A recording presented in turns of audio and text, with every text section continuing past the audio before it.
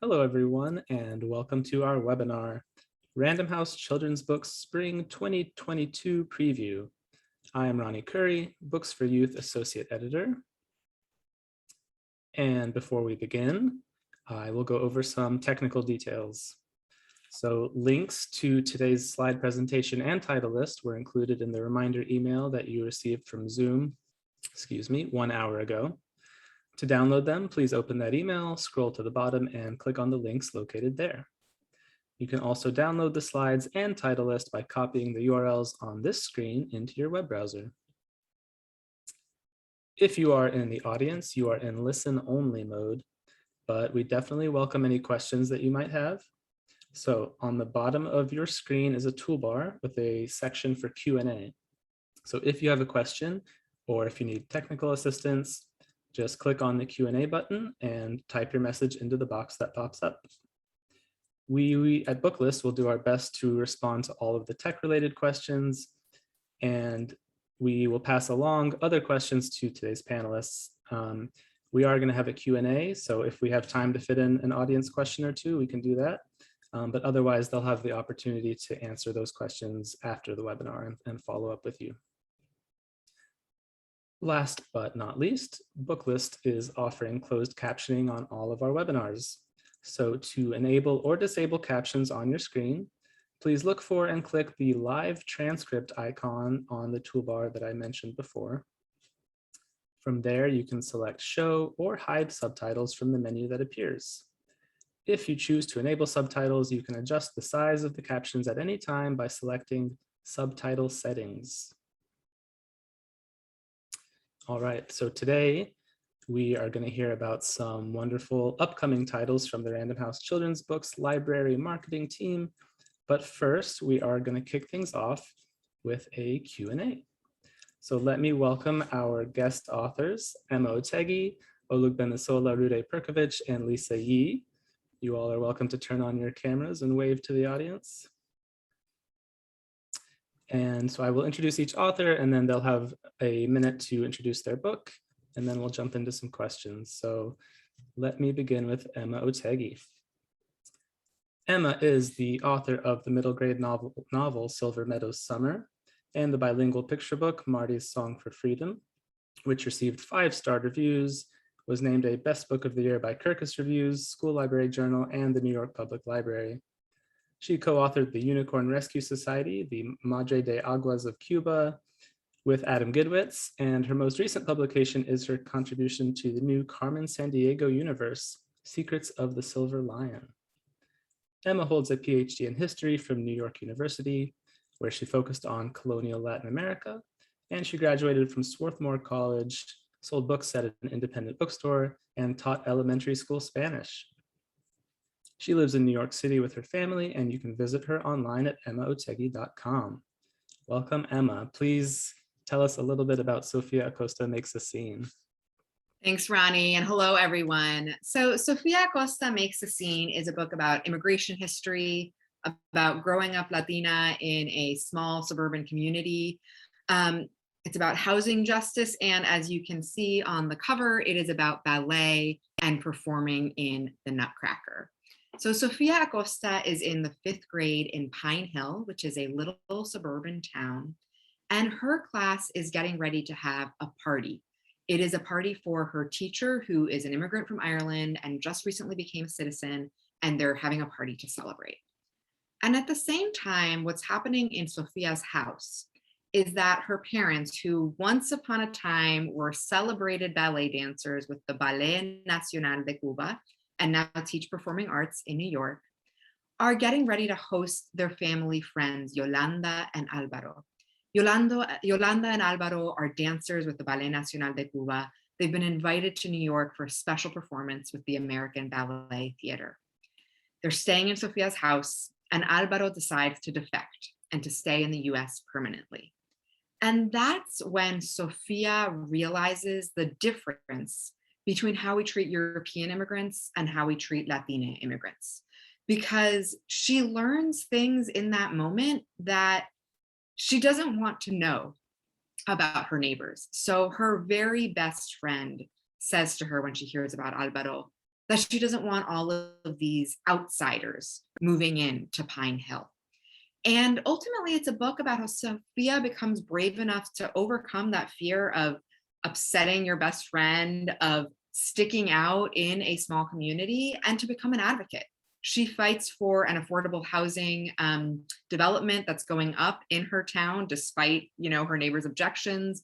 She speaks out about a division where the Black and POC families at her ballet school volunteer and chaperone and sew costumes, and the white parents just pay a parent fee instead. And in this little suburban town where everything is supposed to be manicured and perfect, and no one is supposed to speak out about the town's failures to live up to its commitments to diversity, Sophia Acosta makes a scene. Beautiful. Thank you, Emma. Next up, let me introduce Olugbemisola Rhuday-Perkovich. Olugbemisola is the author of 8th grade Super Zero, It Doesn't Take a Genius, the nonfiction books Above and Beyond, NASA's Journey to Tomorrow, and Someday is Now, Clara Luper and the 1958 Oklahoma City sit-ins, and the upcoming May Makes the Way and Saving Earth, the Climate Crisis and the Fight for Our Future. She is the co-author of the middle grade novel Two Naomis, which was nominated for an NAACP Image Award, and its sequel, Naomi's 2. Inspired by some of her favorite family stories and the city she loves, Operation Sisterhood is a celebration of the sweetness and spice of sisterhood. Olugbemisola is a member of the Brown Bookshelf and a former board member of We Need Diverse Books. She lives with her family in New York City, where she writes, makes things, and needs to get more sleep. So say we all. Discover more about her online at olugbemisolaBooks.com. Welcome, Olugbemisola. Please tell us a little bit about Operation Sisterhood. Thank you so much, Ronnie, and hi, everyone. I'm so excited to tell you a little bit about Operation Sisterhood. It's a story about the joys of being yourself and celebrating all of the things that make you special, while at the same time, really enjoying being part of a larger community and embracing the fact that you're part of a larger community.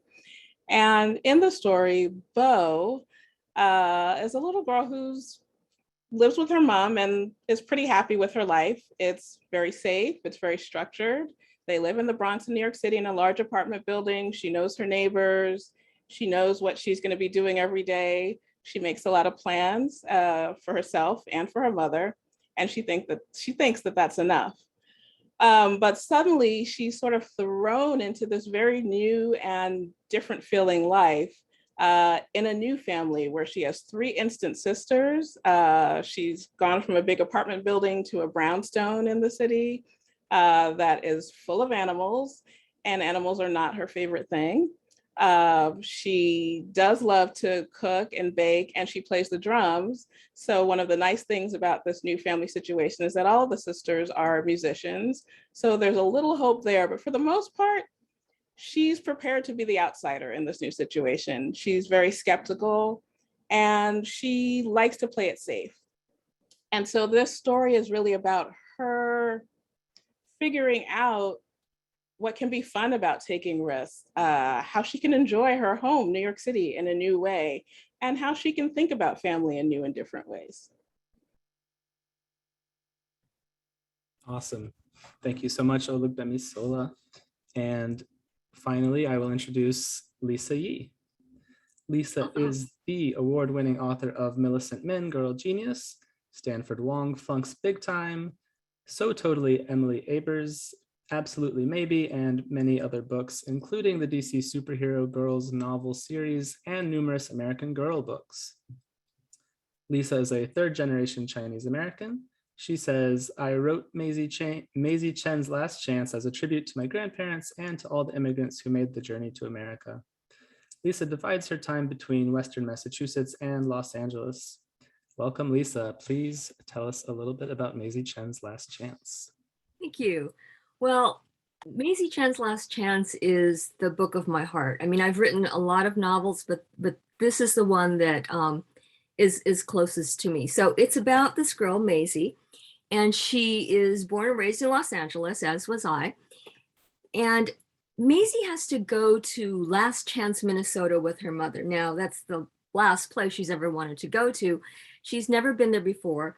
Her mother has been estranged from her grandparents. Maisie has only met them once in her life, but her grandfather is ill. So they're going to go there for a couple of weeks to help out in the Chinese restaurant called the Golden Palace.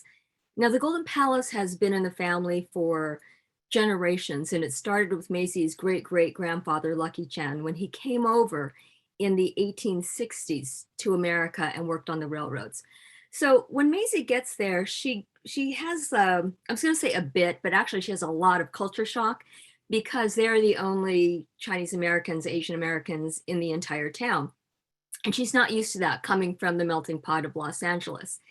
And when she gets to the Golden Palace, she notices things that nobody will talk about. Like in the back office, there's a wall of these faded photos of young Chinese men. And when she asks who they are, nobody will say who they are. And she notices there's this undercurrent of anger between her mother and her grandmother. And again, they won't talk about that. So all of a sudden, she's, really like a fish out of water in this small town in the Midwest. And she starts noticing other things like microaggressions and some racism that's targeted toward her. And this is all new to her. But when the family restaurant is targeted with a hate crime, she goes into shock.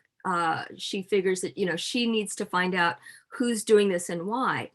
And she starts talking to her grandfather, who's in a wheelchair and he's very sick. And what happens is she thinks they're only going to be there for a couple of weeks, but it stretches out the whole summer. She starts asking him questions about her past, and he starts telling her. So it becomes a parallel story. So it's a contemporary story about a contemporary Chinese American girl. But then it's the story of her great-great-grandfather, Lucky Chen, who came over, on a ship to find the Gold Mountain when he was only a couple years older than Maisie. And she learns about his life and his hardships and the racism and things like that he had to go through.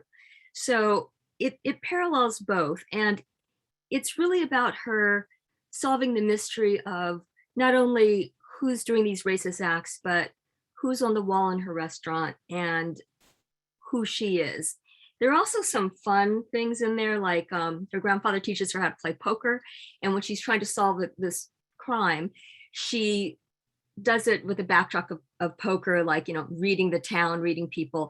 And then she also does things like she writes these fortunes in the fortune cookies. So she'll like read the restaurant and then she'll look at someone and she'll write them a special fortune. She types it up and she puts it in. And I wanted to share one with you because so one of them, the fortunes, she types and it says, "It will grow back." And this is to the man whose wife accidentally cut off too much of his hair when she was giving him a haircut. And my Facebook memories told me that today is actually 1 year to the day where I cut my husband's hair and made a mistake. So I put that in the book. So that's Maisie Chen and my bad hair cutting. Very good. Thank you, Lisa. Excuse me. All right, so let me stay with you, Lisa, since you're already kind of getting into it. I want to ask each of you about your protagonists. So can you speak to kind of the inspiration for Maisie and maybe how that character sort of evolved with you over time? Yeah, Maisie, I grew up, I was born and raised in Los Angeles, as was Maisie. And when you come from a big city, a lot of times you're actually in a small bubble because you don't know what it's like, around the country. And when I was a young adult, when I was in my 20s, I moved to another state where I was the only Asian American person around. And I remember being surprised because people would ask me where I was from, and I would say I'm from Los Angeles, and they're like, "No, where are you really from?" Or people would compliment me on my English, things like that. And so when I was writing, I was putting things that I had gone through into what Maisie is going through, but it was also kind of an exploration into my family background.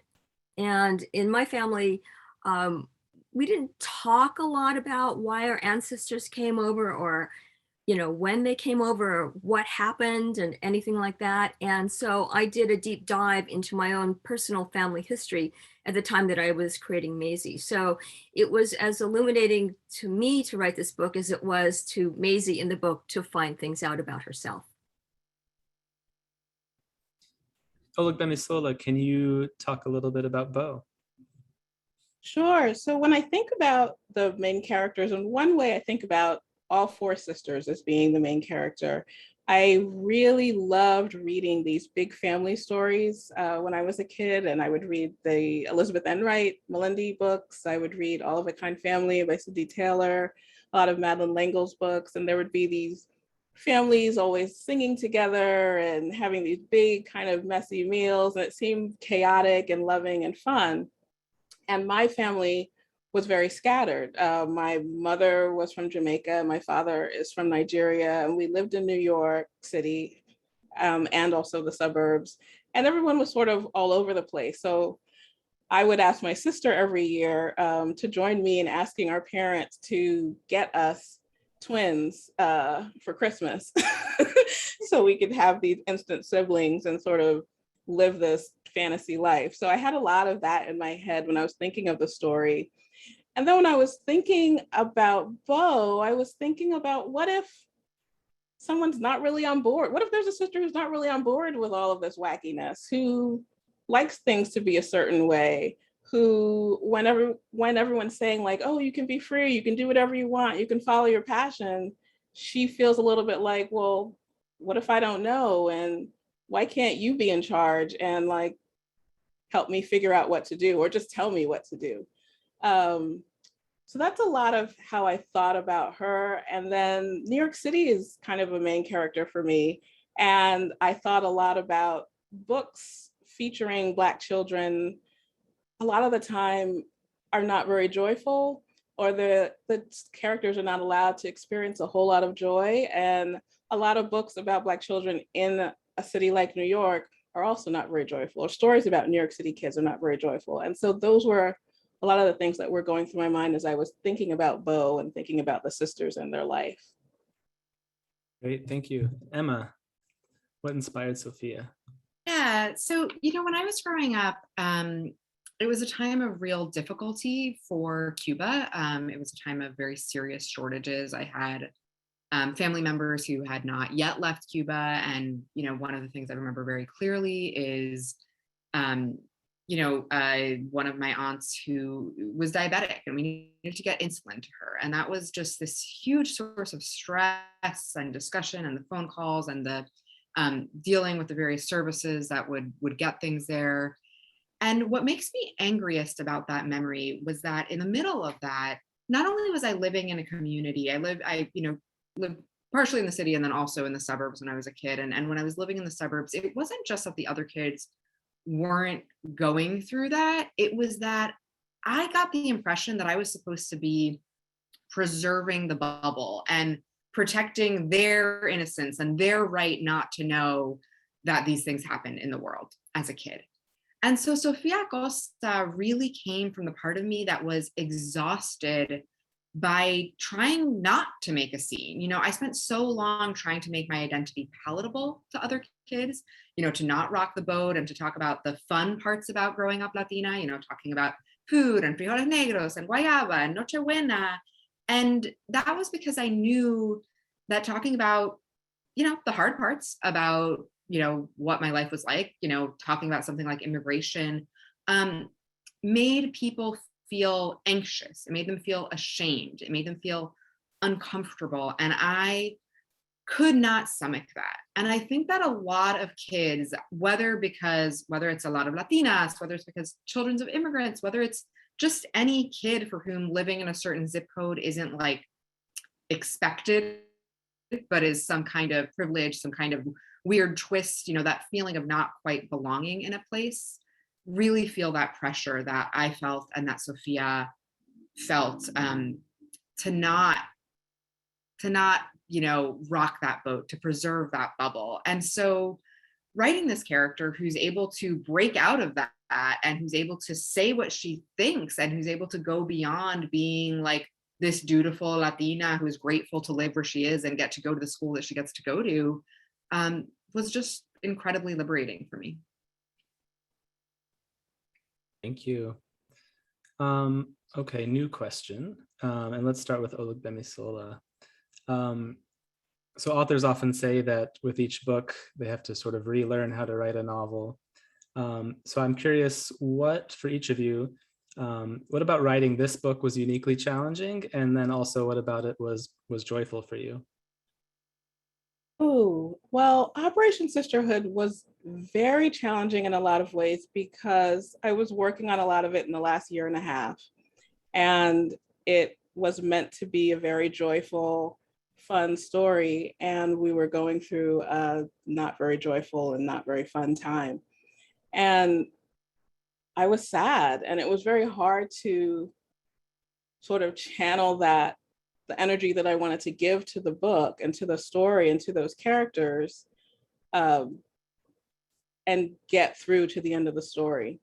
And then it was also logistically difficult. So much of the book and so much of my writing process is about being out and about in the city. I like to go to the branch libraries to work. I love spending time at all the different ones and working every day. I like to just walk around the city and take pictures. And so a lot of what I usually do as part of my process, I wasn't doing very much of at all during this period.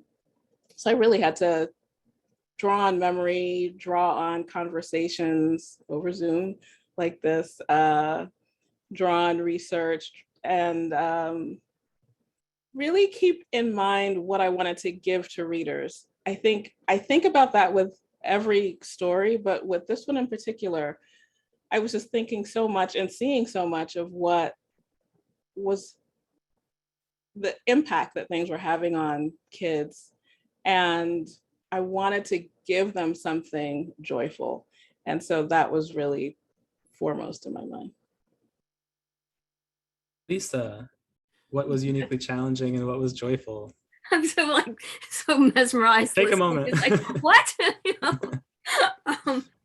Yeah, it's like you said with each novel, for me anyway, it's almost like I have to relearn how to do it. I mean, sometimes I'll actually be writing and I'll forget how to write a sentence. I probably shouldn't be like confessing that, but yeah, it was so challenging on many levels to write this novel.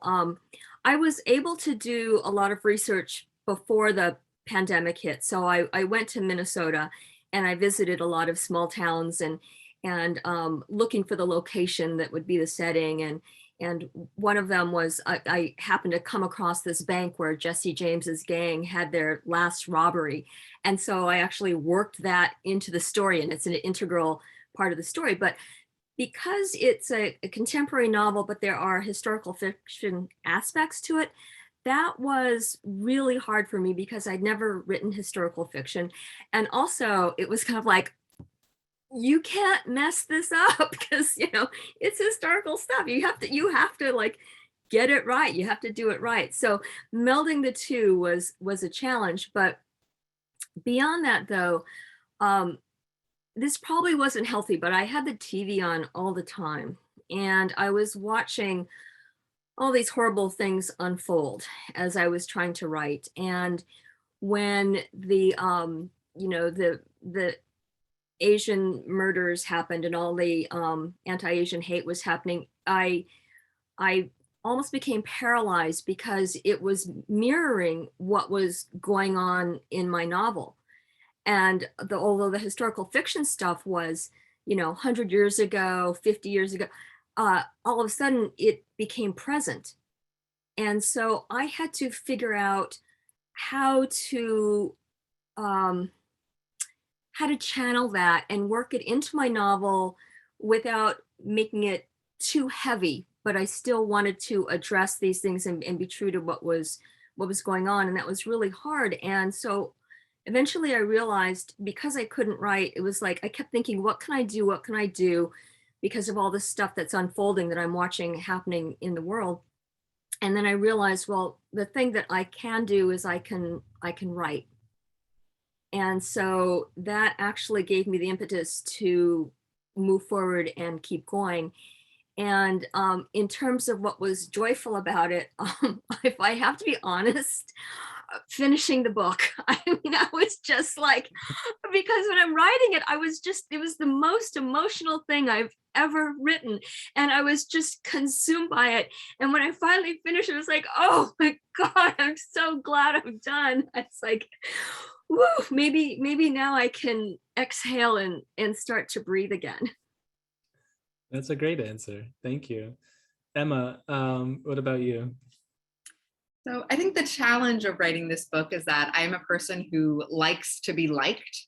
And I don't know that I will be liked in the same way after people read this book. And that's because, as I've spoken about already, this is a book about Sophia's community, about this, fictional town, Pine Hill. And I also grew up in a suburban town, and I loved my hometown. And I am grateful on a scale that I'm so hugely grateful for the teachers that I had and the type of support that I got from that community. And there are some things that need to be said. And one of those things is, in Sophia Acosta Makes a Scene, there's this new housing development that's going up. And of course, that's going to bring in more immigrant families, more people of color, more income diversity into the community. And all of the other parents, there's a town hall that takes place during the book, are saying things like, well, I care about diversity. It's just that we need the parking spots in this community. I care about diversity. It's just that, there's a reason that we can't do this. The adults in Sophia's community are coming up with excuses for why it's sort of thinly veiled racism, right? They're coming up with excuses for the reasons in which they cannot change their community. And housing density, to me, is something that is hugely important, right? This affects racial segregation. It affects economic opportunities, climate change, right? There's almost no issue that's important to us today that isn't touched by apartment buildings and the ability to have apartment buildings in towns. And that was hard for me to write because I care so much about it, but I know that people get upset when they hear that in order to live up to our goals and our hopes for the world and for the type of justice we want to see in their world, we might need to end single family zoning, right? That's the adult way of putting it into words, but this is that's what Sophia is really talking about. And so it was really hard for me to write about that and to know that it might make people angry, but also so powerful to actually put myself into Sophia's community and think, how does this actually affect kids, and not just kids in general, but this 10-year-old Latina from a family that's dealing with immigration struggles at this very moment. And then the joy was, Sophia's probably the closest character to my own family of any character that I've written. So I got to make this big chaotic house that's full of Cuban food and music and dancing and all of the dynamics between my siblings and I. Sophia's relationship with her sister is very similar to the relationship that I have with my sister. And that was a lot of fun. And I think if you read it, you will get to know my family a little bit. Thank you. So we probably only have time for one more question around the table. And Olugbemisola, you touched on this already, so I'll ask if you want to add anything, and if not, that's okay. But so you're all writing middle grade, writing contemporary middle grade, which seems particularly important to me these days, given how the real world is really changing in certain ways. But I want to ask, how has the pandemic affected how you approach writing to that middle grade age group, if it has? And that could be with this book or just sort of in general, how you approach that. I'm always thinking about what will best serve the reader and what I want to give to the reader. And I think more and more about the kids that I talk to and the kids that I meet, and how they are talking about what we might consider big issues, and how they do have a lot of questions at the same time that they do want to have fun and do want to just play. And so I do think a lot about how those ways of being coexist for kids and can be honored and can be acknowledged. Paula Danziger used to talk about writing purple and like having the blue parts of your story are the sad parts and the red parts are the happier, joyful parts. And where it really becomes true and authentic is when they come together and it's purple. And so I have thought about that as I write, but I think about that even more because that's really the reality of what so many kids are going through and how the changes that they're going through with this book, which is a lot about sort of dealing with change and dealing with newness and figuring out what to do with it and being okay with acknowledging when you're not comfortable with it or when something that is supposed to be fun or joyful or great for everyone may not be right for you. And just, I want to tell stories saying that it's okay. It's okay to speak up for yourself, to acknowledge what works for you, and at the same time, celebrate being part of a larger community and figure out ways to be together and be in community and be yourself. Emma, what about you? I love what Olugbemisola said about it's okay to speak up for yourself, because I think that the pandemic and particularly living in New York City through this time, I also, one unique wrinkle to all of this is that I've had 2 children since March 2020. So that has been an interesting experience, you know, being in New York and, you know, being in and out of hospitals throughout this entire, what are we at, 20-month period now. And I think that that made me less hesitant. I think I had to really learn in these 2 years how to advocate for myself, how to think about what I live in Queens, which, you know, as you all know, was really an early hotspot for COVID-19. And I think that that feeling of being like, you know, things have gotten to the point, and the situation is such that just kind of, you know, going along and trying to not rock the boat too much and not saying anything that will upset people isn't an option anymore. And that actually really translated beautifully into writing Sophia Acosta, which I was already writing when this started, but most of the process of revising it and finishing the book has happened since March 2020. It just made me feel that much more confident in making Sophia an advocate and making her an outspoken person who figures out how to do just that, to speak out for herself and for other people. And finally, Lisa, bring us home. I knew you were going to ask me. It was so weird. I mean, writing during the pandemic, and when the Asian hate started, I mean, honestly, I was scared to go outside. I just wanted to hide, and I was able to channel some of that though into the book when I was writing about Maisie's great-great-grandfather and her great-grandfather and subsequent generations, about how you know, people would just say and do or attack them just because of the color of their skin. So I kind of, you know, I work that into it. But beyond that, it caused me to really think about what our lives would be like if we were stuck in one place forever. Because I used to travel around a lot, do school visits, things like that, and suddenly I'm locked into one spot. And how the importance of books and reading plays into that. And so as I was writing, I wanted to make sure that I was going to make this book the most vibrant that I could, and that I was going to make Last Chance Minnesota become a place that people would actually want to go to.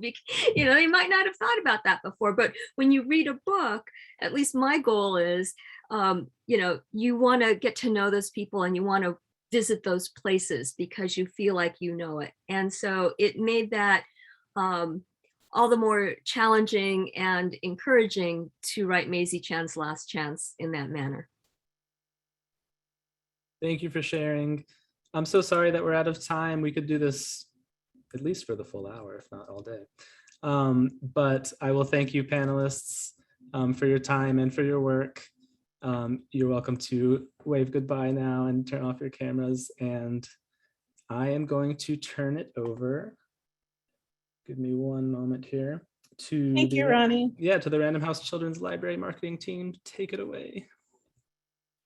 Hello. My name is Emily Duvall, and I'm a library marketing manager for Random House Children's Books on the school and library team.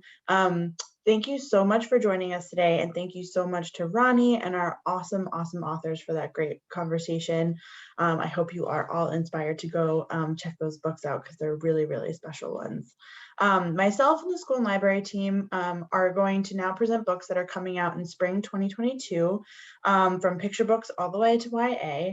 We're going to present these in category order, but we also have them organized by themes as you look for recommendations for your readers and additions to thematic displays that you're putting together in your libraries or classrooms. So I hope that's helpful.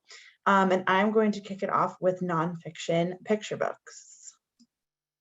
So we're going to start with Sweet Justice.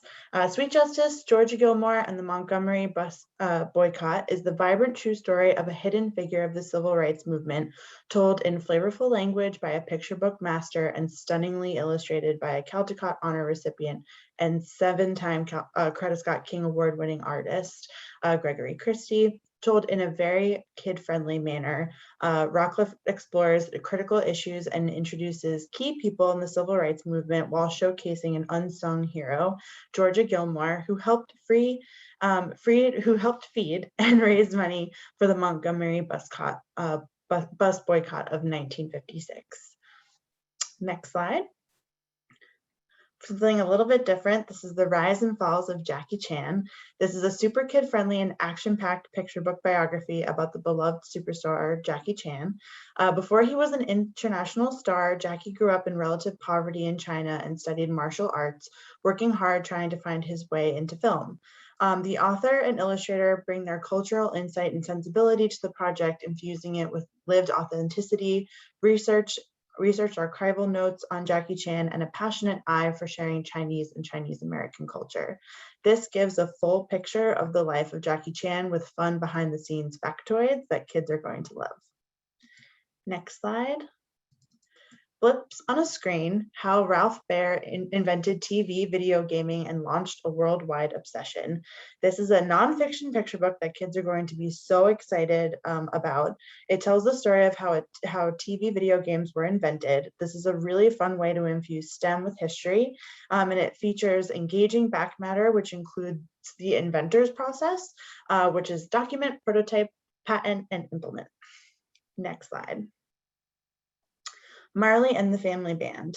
From the daughter of Bob Marley and bestselling author Cadella Marley comes a vibrant picture book inspired by her childhood and iconic father. This book assures children that nothing can stop music as long as there is community. This is a beautiful girl-driven story that celebrates music and what it can do for families, community, and the world. Next slide. Justice Is. This is a powerful nonfiction picture book that introduces the concept of justice to young readers. Brett Barara is a former U.S. attorney for the Southern District of New York and explains what justice is and what it takes to demonstrate those attributes, weaving in beacons of justice throughout history like Ida B. Wells, John Lewis, and more. Next slide. I'm a Virus. Viruses are clearly a part of our lives, and living through a pandemic, it's something that kids are extremely aware of at this point. Through humor and fun illustrations, this is the first in the Science Buddies series, which answers questions like, how does a virus make us sick? How does it spread? And what can people do to beat them? The non-threatening common cold walks the readers through the basics of viruses and then features past viruses that we have defeated, and it also touches on COVID-19.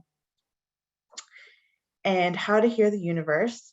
This is a fascinating story that spans 100 years. How to Hear the Universe tells the story of a theory that Albert Einstein proposed in 1916, that somewhere in the universe there were collisions in space, causing waves in the fabric of space and time that could carry information about the universe, but he didn't have the means to prove this theory.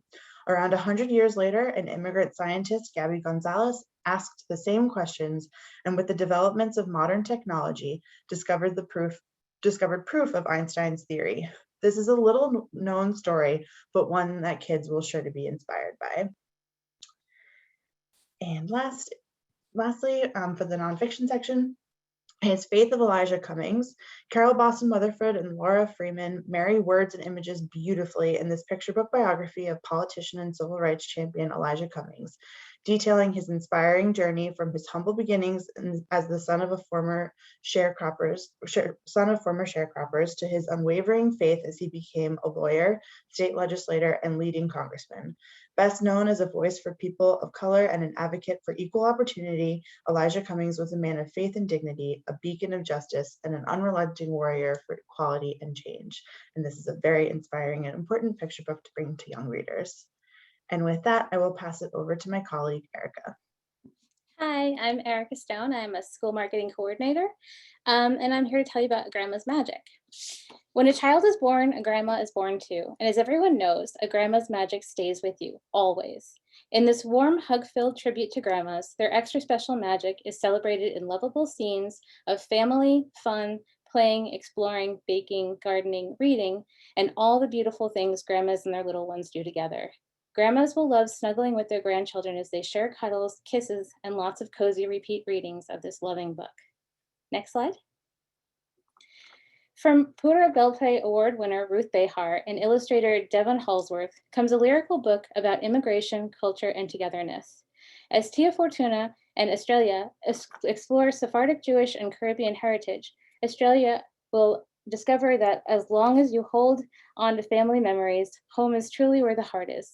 Publishers Weekly said Behar's warm-hearted storytelling turns this past, present, and future into a confluence of connections as she realizes her role in legacy of faith, hope, and resilience. Next slide. Two-time Caldecott honor-winning Lane Smith tells a whimsical story about a thoughtful little rabbit who sets out to find the perfect gift for his Nana. He knows she will love anything he brings her, but Rabbit wants this gift to be extra special. He meets many helpful creatures on his quest: a full moon, a stickler, whatever that is, a big, big fish, and a volcano. Each is certain they offer the best gift advice, but nothing they suggest seems right for his Nana. It's not until Rabbit reaches the highest peak that he finds exactly what he's been searching for. This story is packed with originality and gentle humor that parents and grandparents will be sharing with their children for years to come. Over to Natalie for the next slides. Hi there, I'm Natalie Capagrossi, and I'm here to talk with you about I'm Growing Great. Just in time to celebrate spring comes I'm Growing Great, the latest title in the Happy Hair series, including Happy Hair and Cool Cuts. This series was born out of author Mikal Renee Rowe's need to value her own natural hair and all its stages, while creating a foundation of self-love and positivity. I'm Growing Great is a celebration of Black beauty, Black hair, and springtime, and is the perfect book to get readers thinking of what they can celebrate about themselves. Next slide, please. On to Pink, Blue, and You. Is it okay for boys to cry? Can girls be strong?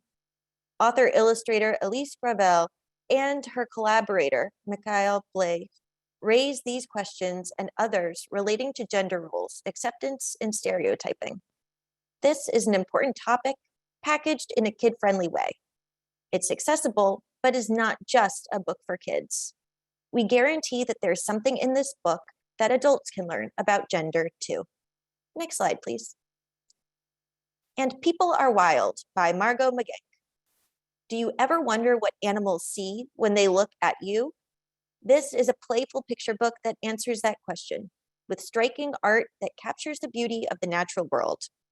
While not overt in its environmental message, People Are Wild is a fantastic read aloud that lays out in a simple and humorous way why our animal friends deserve our empathy and our protection. Add this to your list of artful and environmental books. And I'll pass it back to Erica. Thank you. Hey, so Donut is a unicorn with big dreams. Donut wants to fly. So Donut jumps, then Donut thumps, and then Donut slumps. After many attempts at flight, including one with wings fashioned out of sticks, Donut schemes with the other animals in the field and comes up with an ingenious and imaginative solution, and her perseverance finally pays off and she flies. This character-driven, laugh-out-loud, funny story from author Laura Gale and illustrator Andrea Zoll is sure to appeal to all unicorn fans, especially those who like their unicorns a little more on the imperfect side. Next slide.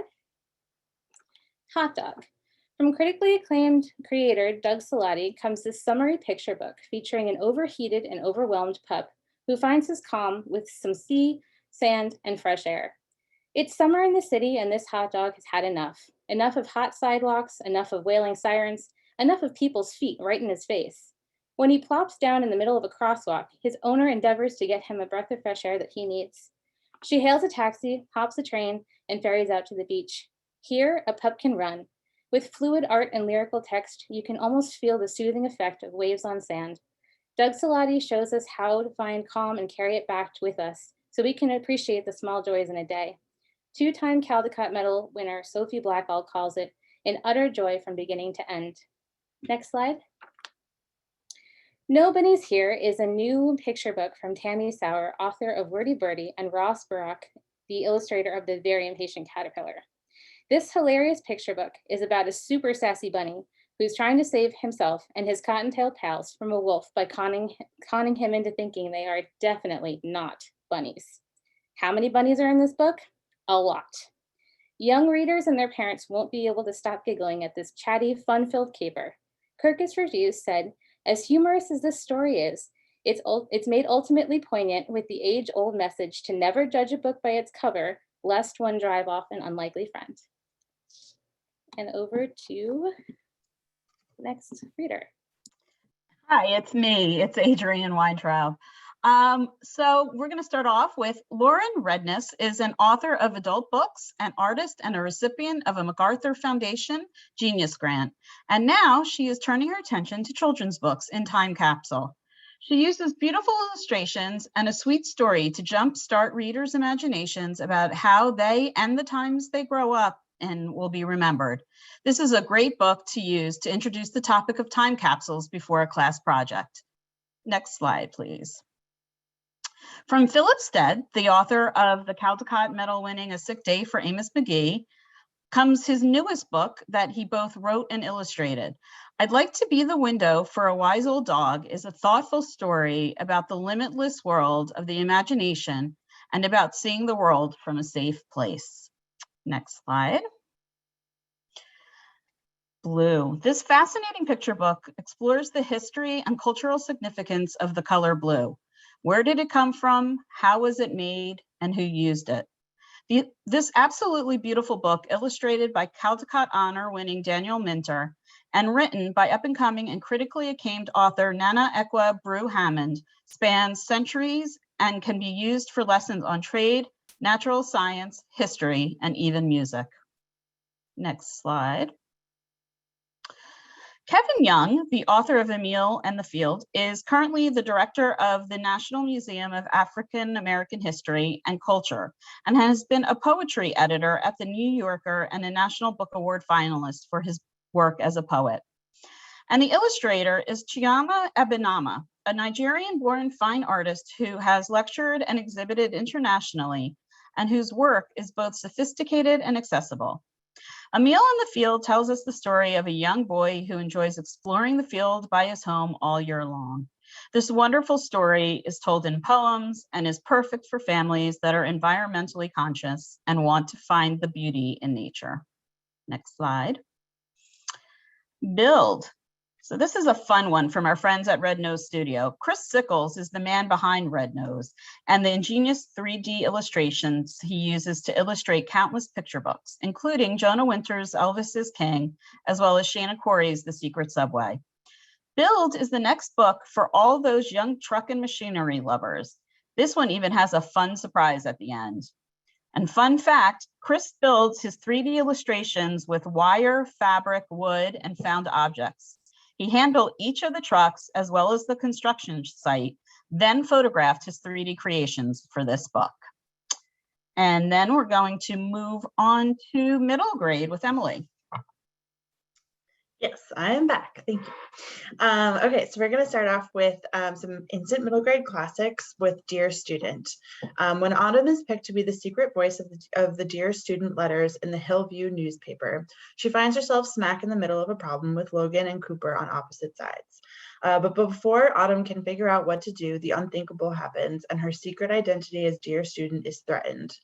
One of the wonderful things about this book is that everyone has a little Autumn in them, moments when they feel disconnected or awkward, but Autumn is so much more than her social anxiety, and she is strong and brave, and ultimately she finds her voice and learns how to use it. This is relevant storytelling about navigating conflicts and taking social action, told with heartfelt storytelling. Next slide. And as you just heard very eloquently by the author herself, we have Maisie Chen's Last Chance. I won't elaborate too much more than that, but as you just heard, it is a very special middle grade book with surprises, heart, and stories within stories, and I highly recommend checking it out. Next slide. And similarly, as you heard from the author herself, I don't think I can do the same justice, but Operation Sisterhood is a big family story set with the backdrop of a New York City summer, and your readers will just absolutely love it. And finally, Sophia Costa Makes a Scene.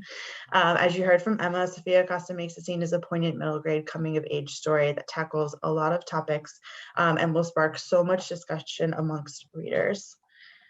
And then the next book is The Night Bus Hero. From the author of The Boy at the Back of the Class comes a very moving story told with humor and heart. It presents readers with some recognizable characters like a bully and a teacher's pet, and introduces them to some that they may not be so familiar with, like those who are homeless, who live on the street, and whose stories are equally meaningful and important. Readers will feel motivated to see the best in others and feel hopeful that bad things can be overcome with effort. Next slide. Scout is Not a Band Kid is a new graphic novel that we are very excited about. Scout learns that her favorite author is going to be doing an exclusive autograph signing at the end of the year, and the only way she can go is to join the band at school so she can go on the end of the year trip to the location of the signing. She completely underestimates what it takes to be a band kid, and this moves completely beyond the traditional stereotype of the band geek and truly embraces the work ethic and community of being in the school marching band. It's perfect for fans of Awkward, Be Prepared, and Roller Girls. Next slide. Growing Pains. Katie is headed to the 6th grade after being homeschooled, and a rift has started to grow between her and her best friend. This is a girl-driven contemporary story that middle grade readers and graphic novel fans alike will love. Homeschooling is featured prominently in the story, which is great for readers to learn about or identify with, and it tackles OCD and anxiety, which is something many readers need and are looking for to build confidence and empathy. And I will pass it over to Shaughnessy. Hi, my name is Shauna. I'm her, and I'm a library marketing coordinator, and I'm excited to talk about some fun and engaging series. First up, we have Slippers. So this is the second fairy tale retelling from the point of view of siblings in the background by author Leah Sipus. Book Thornwood received 2-star reviews from SLJ and Kirkus, and the story follows Tirsa, Cinderella's third stepsister, who is now living in the Queen Ella and may not be as wicked as the original story.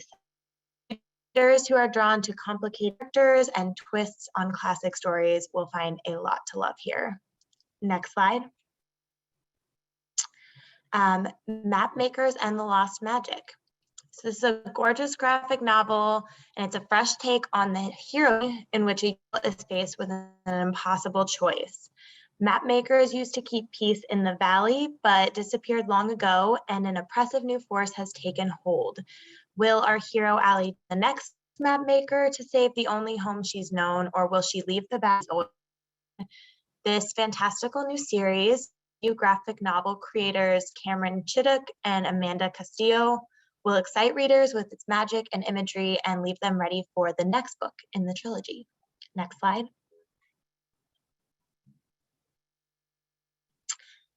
So you all know Lunch Lady graphic novels and their creator, National Book Award finalist Jarrett J. Krasaska. For the first time, these popular books are in full color and coming as 2 installments in one book. The first help features Lunch Lady fighting villains at camp. And then the second helping has her fighting a cyborg substitute in a league of our personal favorite bookworms, librarians. Fans of Captain Underpants, Dogman, and the Bad Guys won't want to miss the adventures of a lunch lady who serves justice. Next slide.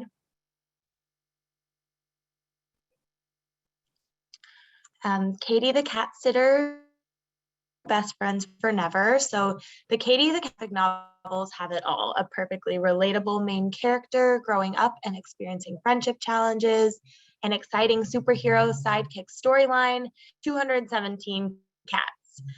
Plus, the second installment features a member of a state her friends called Buzz.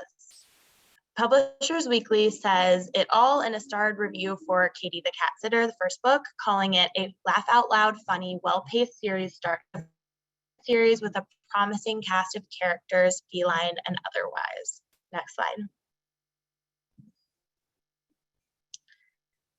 We have so many fabulous sci-fi fantasy series going, and we wanted to call out that all 5 of the titles on the slide are 3rd installments in fun and engaging series, or all 6 actually. So we have The Conjuring, number 3, Fight of the Fallen. So in this epic conclusion to the series, where 2 siblings fight to save an enchanted world, perfect for the Land of Lost fans of the Land of Lost stories. And then we have Finn and the Subatomic Slip and Slide. So that's the final book in which Finn returns home after a brief time to find that changing the past has created a new present. And this is by the author of The Sisters Grimm and Nerds. Then we have Max and the Mids. It's another epic quest in the award-winning Max and the Midnight series from Big Nate Pierce. This time, Max and the Midnights must find Max's twin and unlock the mystery of her past. And then we also have the Conjurers. Oh, I talked about that one. Hacker, Horn Tracker. So this 3rd book will have your readers laughing out loud. I definitely was, as once again Pacey adventures with the world's grumpiest unicorn slasher, and they face mean girls of the Unknown Mermaids.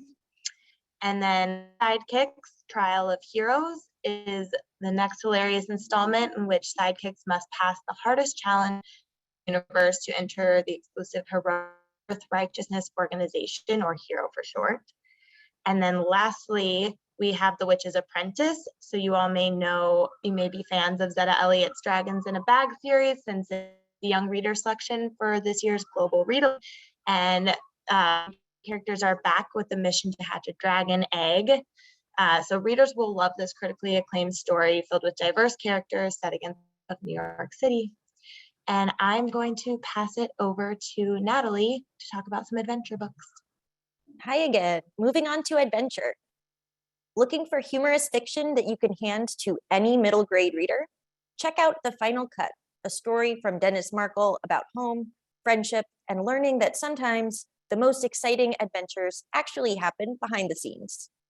When Alex Davis accidentally enrolls in a filmmaking elective instead of a video game elective with his friends, he didn't know he'd end up making a masterpiece, or that he'd have to deal with everyone from conniving classmates to corrupt politicians. Elements of mystery and humor make this a great recommendation for reluctant readers. Next slide, please. And Snowstruck. Climate change is one of the biggest challenges facing our world, and Snowstruck is climate fiction at its best. Realistic and heavily researched by author Nick Courage, the author of Stormblown.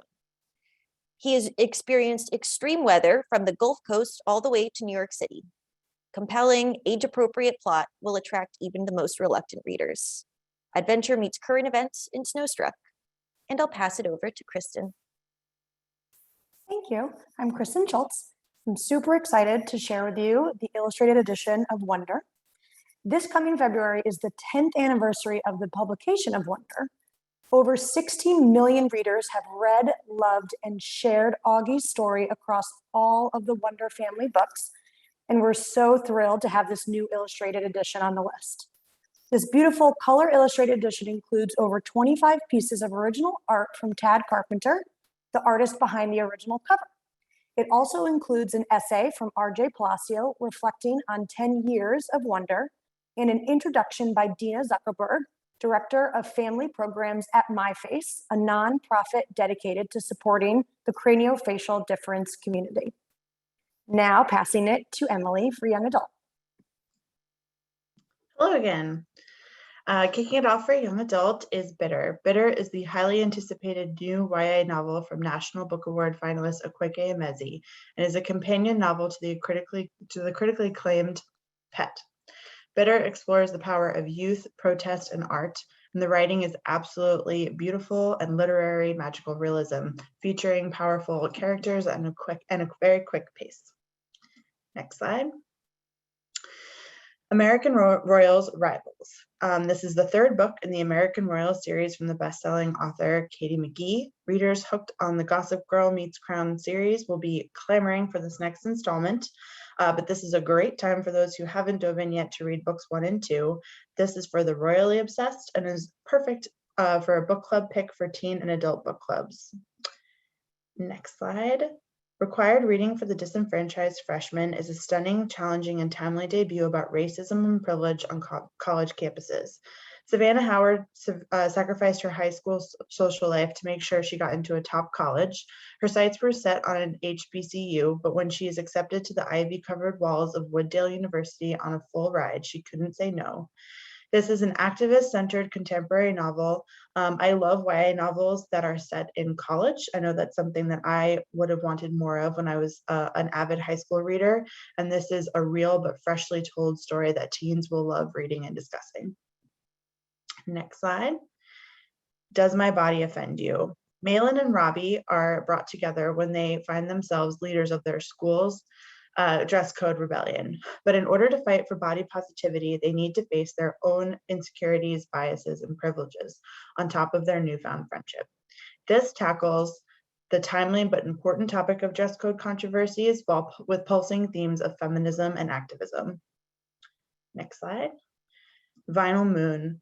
From Mahogany Brown, author of The Chlorine Sky, out this year, Vinyl Moon is a stunning novel that weaves together prose, poems, and vignettes to tell the story of Angel, a young woman whose past was shaped by domestic violence, but whose love of language and music and the gift of community grant her the chance to find herself again. And I will toss it back to Kristen for some thrillers. Everyone loves a good thriller. I'm excited to share It Will End Like This.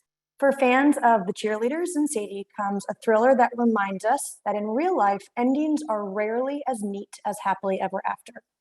It Will End Like This is a contemporary take on the Lizzie Borden story. It explores how grief can cut deep and the ways different people cope, successfully or otherwise, with loss. Author Kira Lee also explores feminist themes regarding anger and what emotions girls are traditionally allowed to reveal. There's also an author's note and a reading guide in the book. And even though this is a contemporary take on the Lizzie Borden story, author Kara Thomas's review puts it perfectly. If you think you know how this one will end, I promise you don't. Next slide. The Fear. Hot on the heels of the New York Times bestsellers The Twin and the Lake, Natasha Preston, the queen of YA thrillers, is back with a new psychological page-turner. Readers will follow Izzy as she tries to figure out who is killing her classmates, leading right to her own nightmare. This trade paperback original is for fans of YA thrillers like Karen McManus and shows like Pretty Little Liars, Riverdale, and You. And now on to Sci-Fi and Fantasy. Hi, okay, I'm back and having some internet issues, so I'm off camera. I'm going to start off with In the Serpent's Wake. Of course, there's a siren going off outside. Excuse me.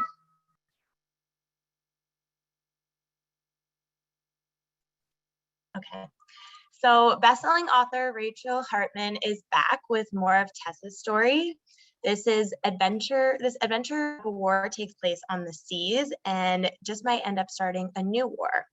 So previously, Tess of the Road received multiple starred reviews for its examination of shame and female empowerment, including this powerful quote from Booklist. This achingly real portrayal of a young woman whose self-loathing takes help to heal is a perceptive examination of rape culture, rare and high fantasy. If you have been long waiting a new book by Rachel Hartman, you won't be disappointed with this exciting next installment in the story. Next slide. Castles in Their Bones. Born to rule, raised to deceive, never trust a pretty face. I absolutely love this tagline for Castles in Their Bones, and know you will also love this thrilling story. This is a new YA series from Ash Princess author Laura Sebastian, and it's absolutely epic and features 3 complicated and strong princesses and sisters who have been trained since birth to marry their prince, then bring down monarchies. This first book will absolutely immerse you and have you for book 2. Next slide. Crimson Rain. The conclusion to the Blood Heir for fans of Children of Blood and Bone and Six of Crows is here. Anna Mikhailov is the Red Tigress who must teach con man to liberate her empire from a reign of terror. This is a retelling of the Anna story that will keep thinking as to Anna's fate until the end. Next slide. The Gilded Ones, number 2, The Merciless Ones.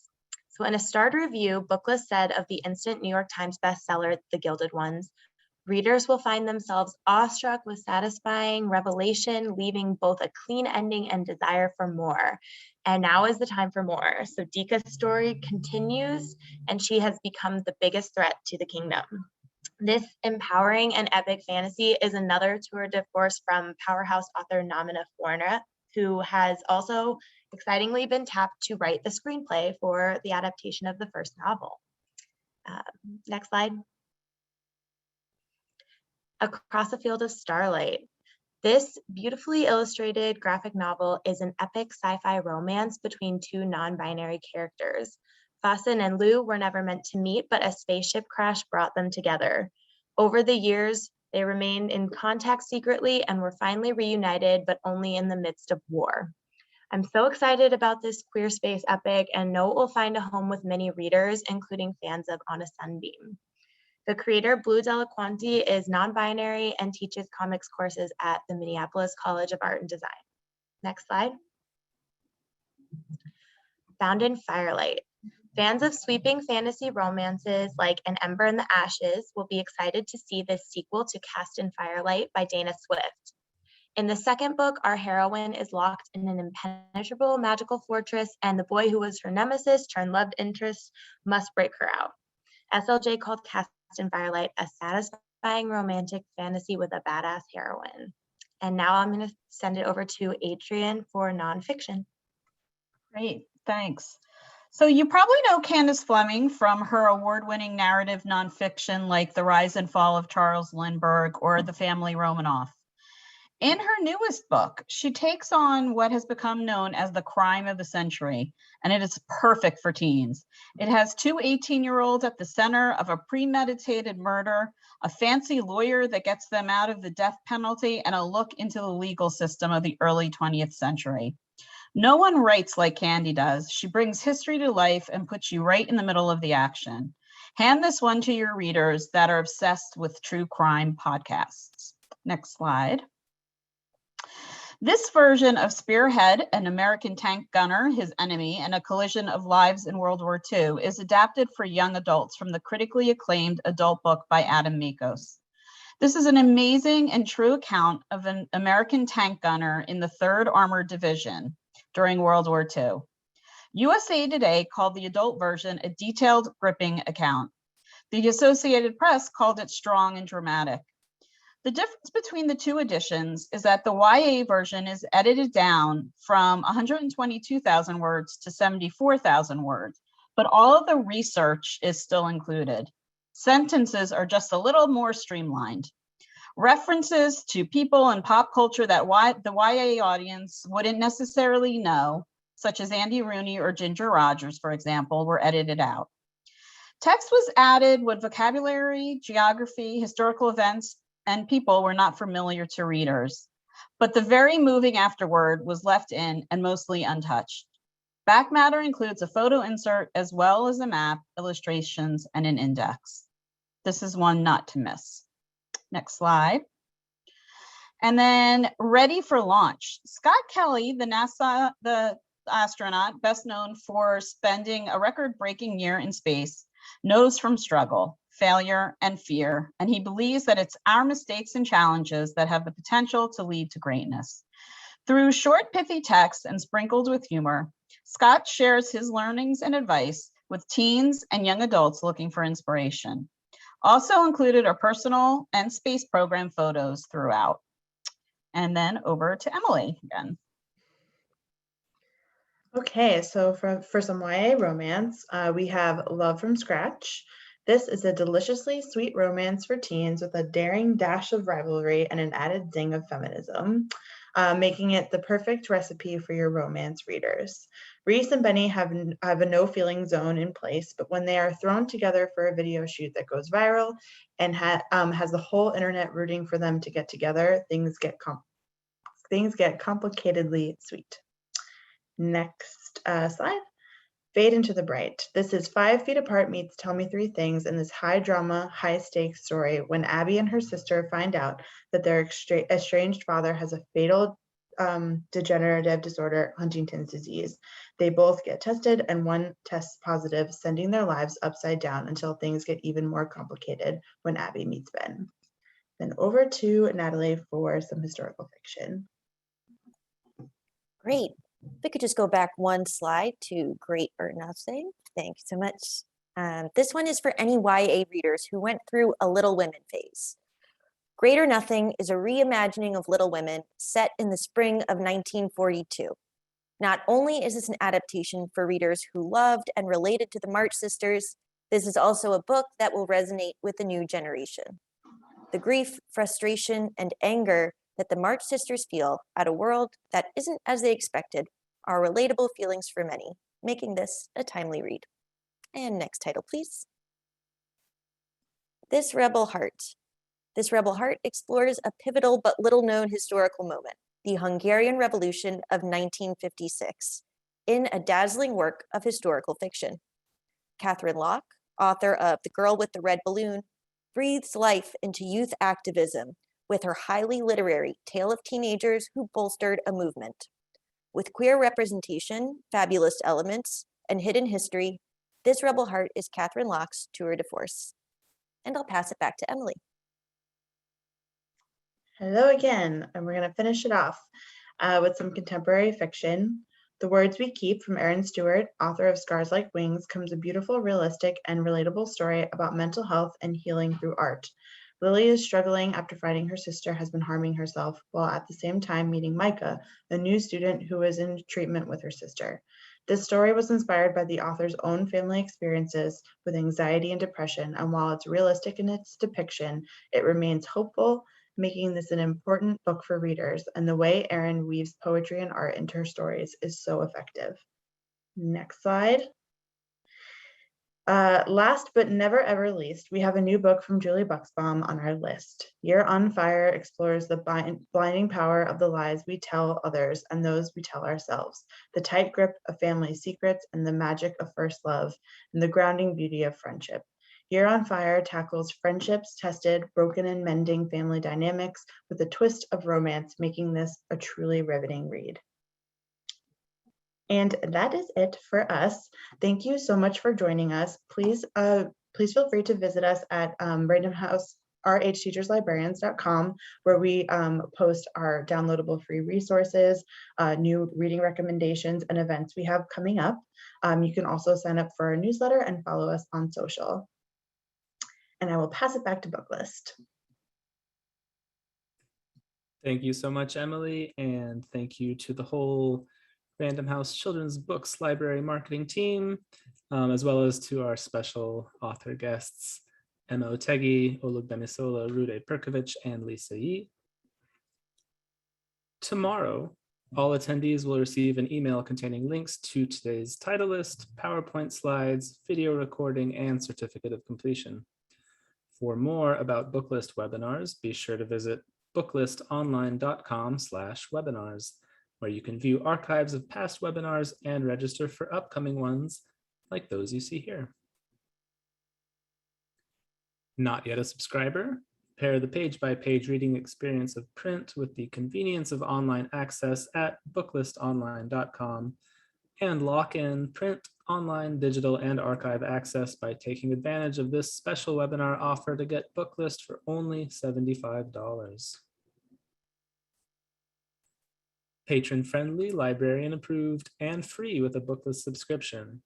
Booklist Reader, our new digital-only magazine highlighting diverse readers' advisory recommendations for all ages, has arrived. To see and share the latest issue, which is currently freely available to all, visit booklistonline.com/reader-issues.